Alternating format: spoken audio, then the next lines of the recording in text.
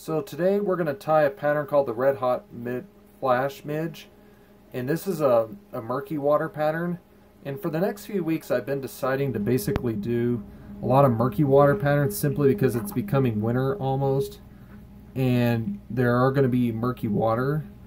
The water's going to be murky, and this is a really good pattern for that. And it's an easy midge pupa that doesn't take long to tie. So what you need is, before we do this, what you want to make sure is that red bead is on. And I use a red small size glass bead is what I use. And I'm just going to start my thread like this. And I'm just going to snip it with some scissors. Like that. And I'm going to wrap it back like this. And then your next step is to take this Krystal flash here. I'm going to make sure I secure it good. Oop, I tagged in a little bit. Yeah, I'm trying to get this started. There we go. And then we start it all the way front, get it all the way forward. Then what I'm going to do is I'm going to wrap this all the way here to the front here. Make sure it's close as the wraps can be. We don't want as many spacing as we can. So try to get these wraps as close as you can to each other, in other words. And then the next step is once you get all the way to the front, then what you do is you take this thread, and then I just make a couple of turns around the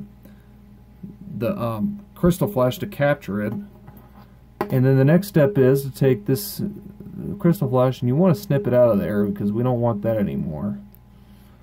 And I know there's a little bit of a tag, and I do not have my micro tips with me, just too lazy to get them out. So, but anyways, you take this here, and I'm gonna take this and I'm gonna wrap it a few times to give it a good whip finish. And then the next step is to take this here, your thread, and snip that off. And what I like doing with this bug is I usually take a piece of like some head cement here, and I'm using hardest whole head cement, and I just make a teeny drop on the head of that fly, and I got a little bit too much right there. If you get too much, that's okay. You can always wipe it off with your bodkin, which I have somewhere. Or another thing you can use is a needle. I have this too.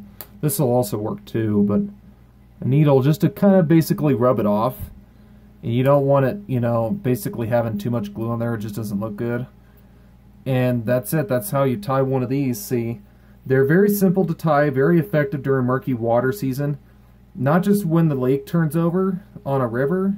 So if a lake flows into a river, like the river flows out of the lake, and the water turns murky because the lake turned over, this is a good pattern to use. Usually in the winter time is when that happens, like I said.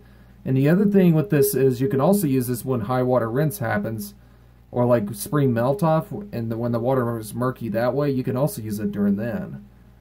And yeah, this is a very effective and elusive midge pupa that not as many people know about. And I hope you enjoyed this video. Thanks.